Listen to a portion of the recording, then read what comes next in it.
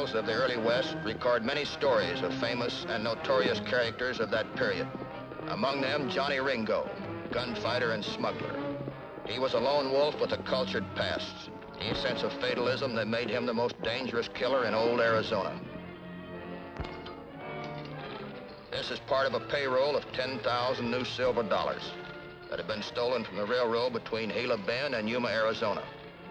In the fight, the robbers had dropped some of the money. My name's Matt Clark. I'm a railroad detective. It was my business to examine the scene of the holdup. Hey, Matt. The local authorities had previously been here, but I figured they might have overlooked something. They had.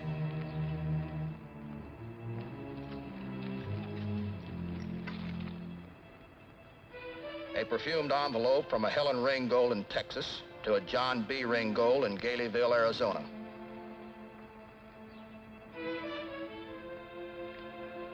Keep looking around, see if you can find the letter.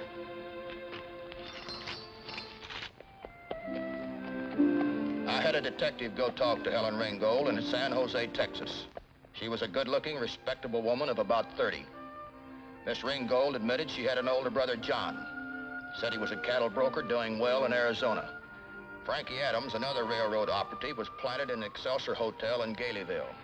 She uncovered information that sent me on my way. A train took me to Tucson. A stagecoach to Tombstone, where I bought some work clothes and a pony. I went on to Gayville, 40 miles east of Tombstone.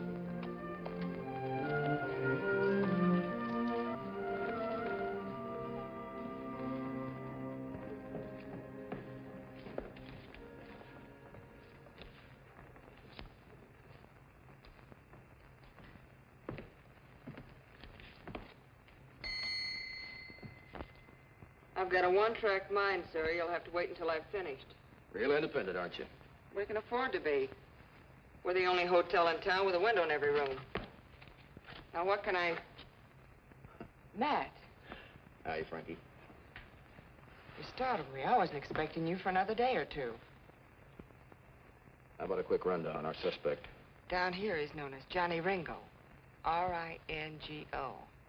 He's a gunfighter with a bad temper. Has he been here long? Around about a year. You mean he's alibied out of that last holdup? I said he'd been around a year. In and out. Out at the time of the robbery. Does he seem to have any money? Plenty, from the way he spends it on whiskey and cards. Where is he now? He's out of the hotel. He spends most of his time at Clancy's saloon. Have you checked his room? Haven't had a chance to yet. Do that right away, will you? All right. I think I'll take a stroll down the main drag. Matt. Yeah? Don't try to outdraw him. And stay away from the gambling tables. Yes, Mother.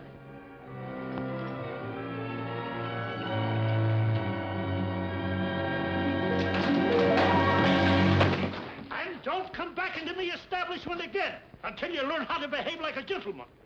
What's going on here? This young squirt tried to pick an argument with Ringo, which, of course, is like committing suicide. So Ringo's that good, eh? He's got a wicked manner of fighting all his own. Calls it a handkerchief duel. Now be gone with you.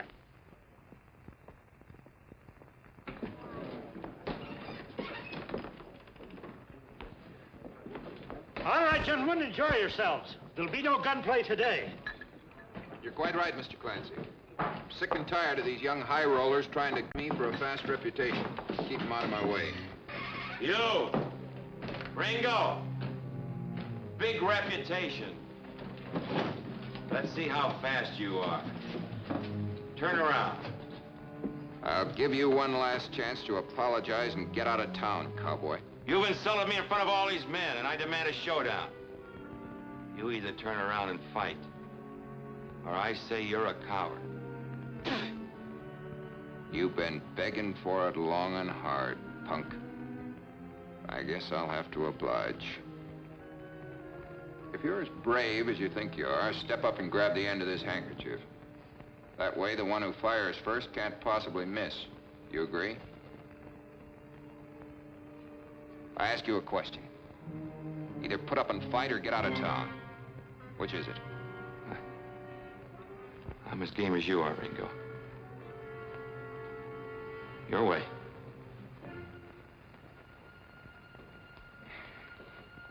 I've seen gunfights before in my time, but this was different. This was cruel, deliberate, violent. Ready?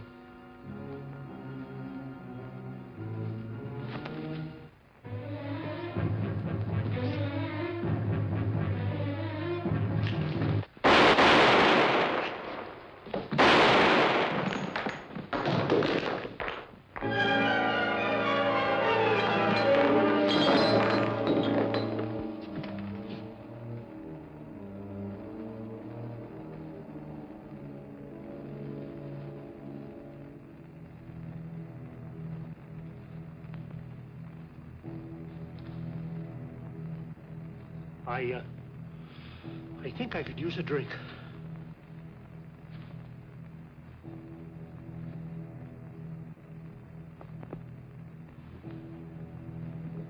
There walked a man I prayed I would never have to fight. His way, my way, or any other way.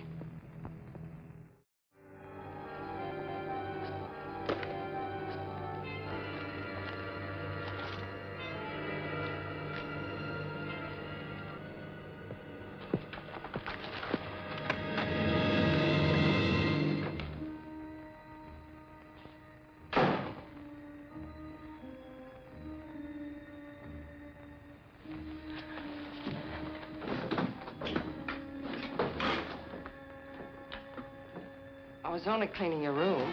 You dirty little sneak thief. Just a minute. Reading my mail, too, huh? That wouldn't do you any good. Just for my sister. I should have torn it up anyway. Yeah? Who is it? It's Bill, Johnny. Got to talk to you right away. Come on in. Who's the girl? I'll be with you in a minute. I got a special way of dealing with petty thieves, Frankie. Now, you wait in here. I'll talk to you later.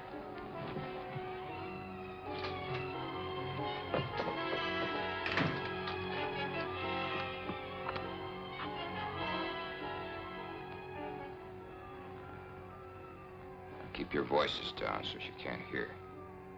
Now, what do you want? Well, we've got that train scheduled for you. Good.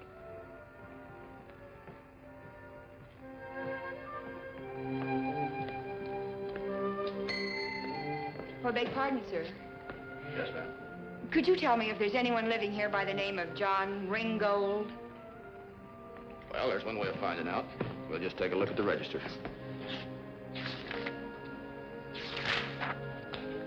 Yeah, there it is. John Ringo, room 111. Ringo? I guess that's him. Thank you. It's quite all right. I'm his sister. I know this country very well. Here's town right here. Here's the railroad tracks. Here's the road, comes along down here, crosses the tracks right here at the water tower. Now you bring the wagon, come along the west side of the Dragoons here, till the place where it crosses the tracks. It's about 20 miles east of town. As you said, she stops there about 4:45 to take on water before continuing on to Wilcox. I'll be sure you're on time.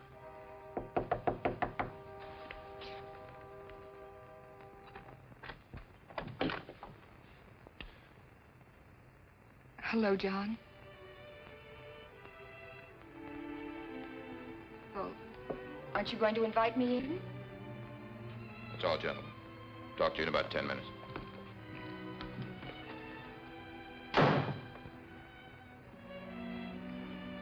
You don't seem very happy to see me, John.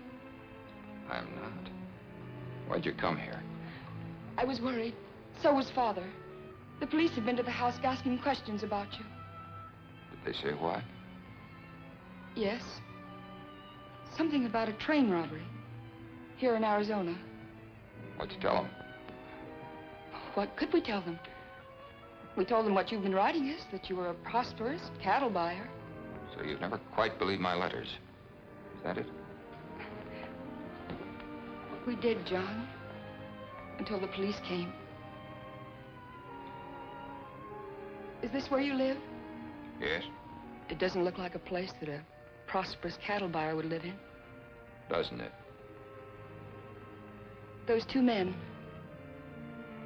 are they prosperous cattle owners, too?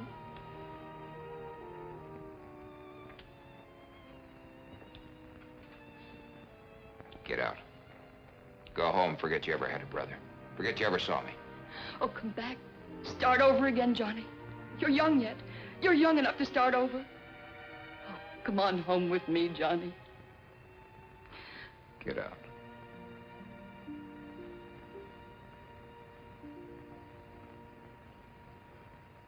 All right, Johnny, I'll go. But remember this. I'll do everything possible to stop you. Miss Ringo, please, I'm locked in. Open it up, Johnny. Get out of here, mind your own business. Get out! Let's go, Johnny, let's go!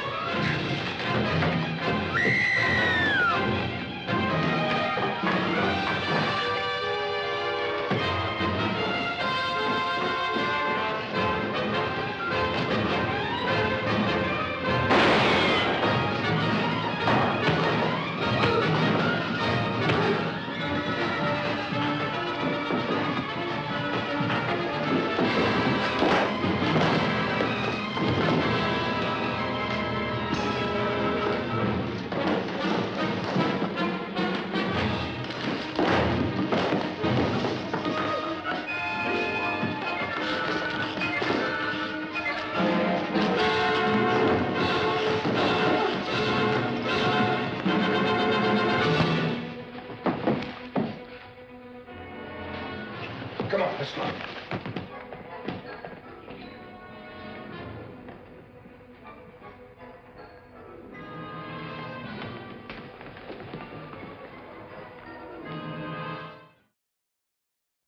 Ringo's sister Helen told me Johnny had left 4 years ago, that he had kept up a front of respectability in his letters.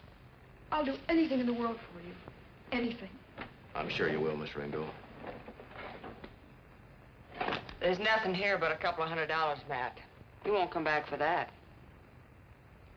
When you came up to the door, you said Ringo was telling those men something about a train. That's right. A train was making a 10-minute stop for water at 4:45. What do you make of it, Matt? I don't know. One of those statements hanging all by itself in midair. I don't make anything of it, do you? Well, I don't know. Ringo's the kind of a man that wouldn't be talking about a train unless he was going to catch one. Or rob one, would he? Now, it's a slim lead if I ever heard one. How many trains stop for water at 4:45? Yeah. And if there was such a train, it'd be kind of interesting to know what it's carrying, wouldn't it? I don't know what I'd do without you. If the Home Office wants me, I'll be at Wilcox checking train schedules. Wait here till you hear from me. I'm sorry about all this, Miss Ringo. Bye, Frankie. Bye.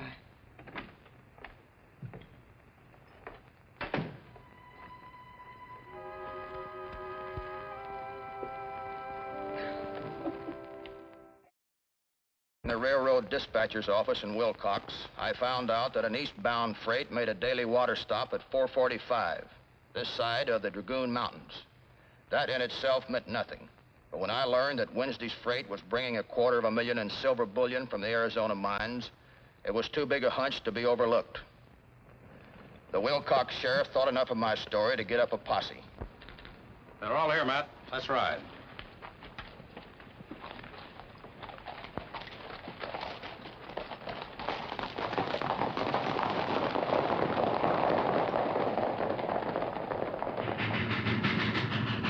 A train ride was part of the trap. We were ready. Ringo wasn't going to disappear in the sagebrush. The water stop was but a few minutes off. It was Wednesday, July the 5th, 1882. The water stop's only a few minutes down the line.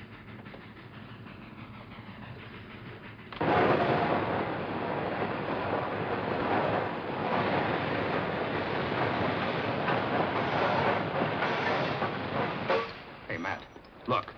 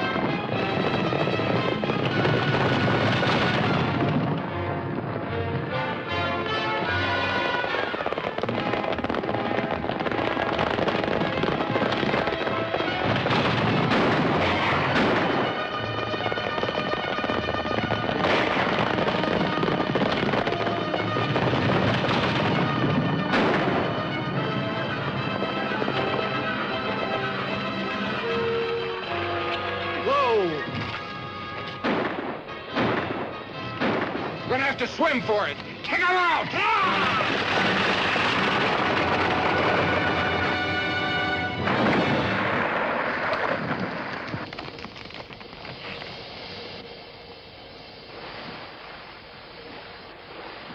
We can get to the bottom this way. Let's go. Ringo took a desperate way out and made it. It delayed me, but didn't throw me off. I made my way down to the lake. Ringo and his men were gone, but the trail was hot.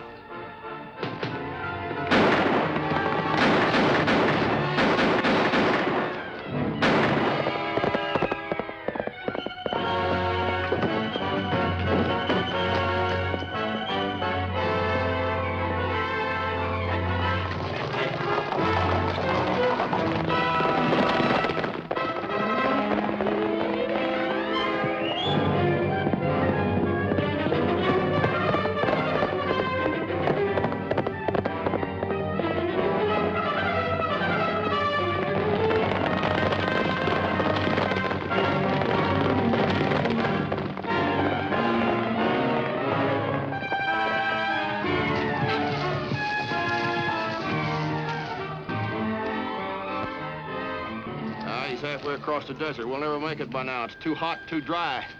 Let's get off here. How much water you got, Sheriff? Not very much, but you better take it, Matt. We'll head on back and get some, then we'll follow you. Well, good luck, Matt. Thank you, Lee. I'll lead it.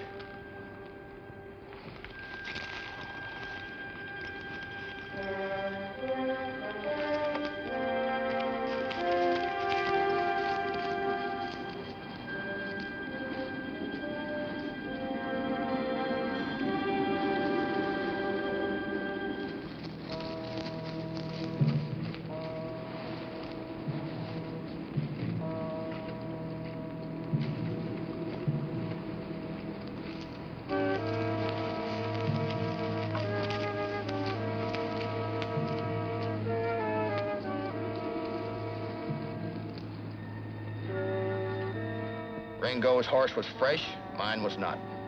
In less than an hour, I was tracking him again. He was heading for the border across the desert. I could tell by the sign Ringo's horse was giving out. He was walking his horse to spare him, like I was doing with mine.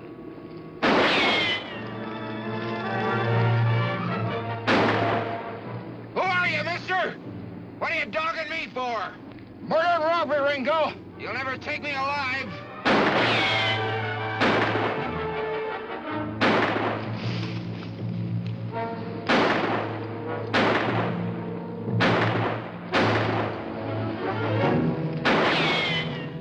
It looked like Ringo was going to make a stand there at the edge of the desert instead of going across.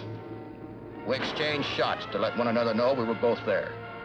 The sun went behind the horizon, the night came on. I waited.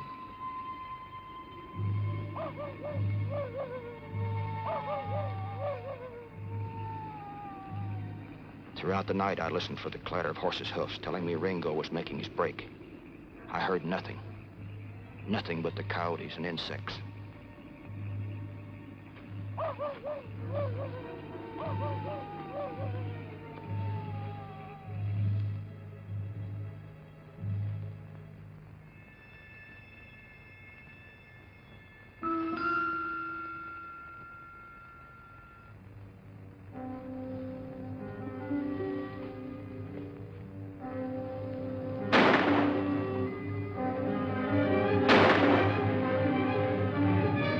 Ringo didn't answer my morning reveille of gunfire. Suspicious, I started moving on his position.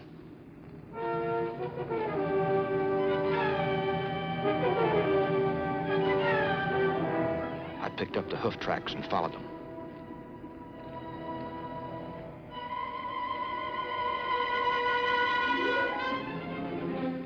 Ringo's horse wasn't dead, but not far from it. Johnny had a good start on me. I had no canteen. It was a question of water in a few hours or death. There was no use to turn back. There was no water that way.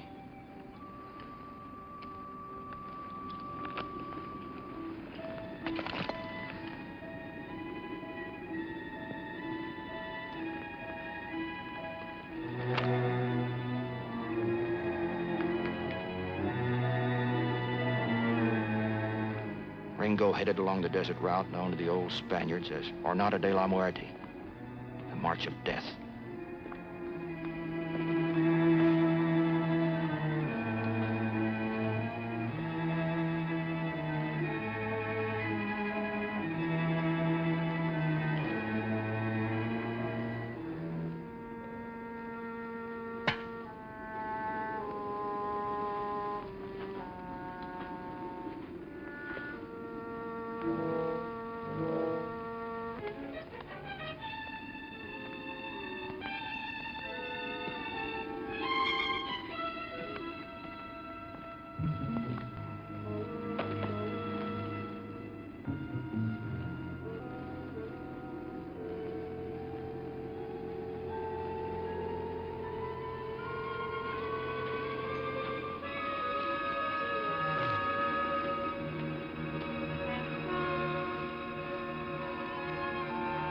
I couldn't go any further.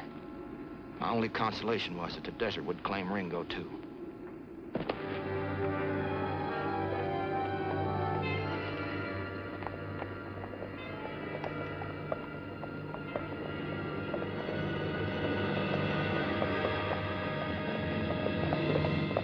No, it couldn't be. It couldn't be Frankie coming to help me. No, it was a mirage, a dream.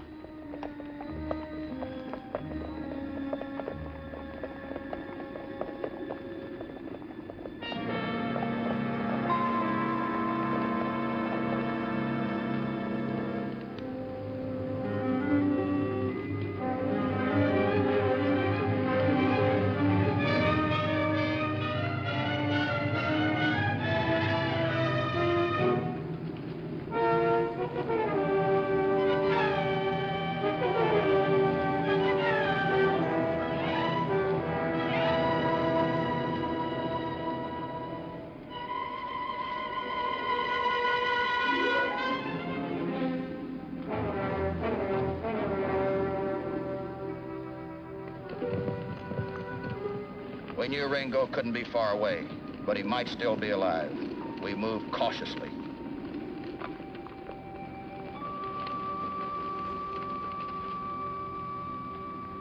Hey, Matt.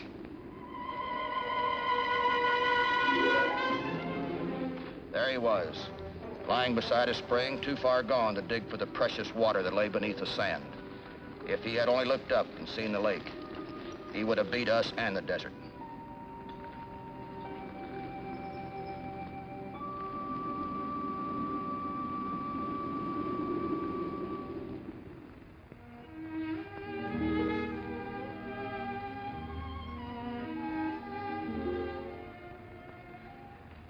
Thank you very much, Mr. Clark.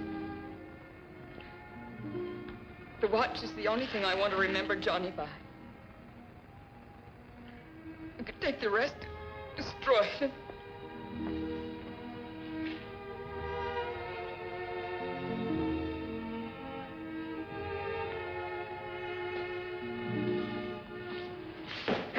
Let's go, Frankie.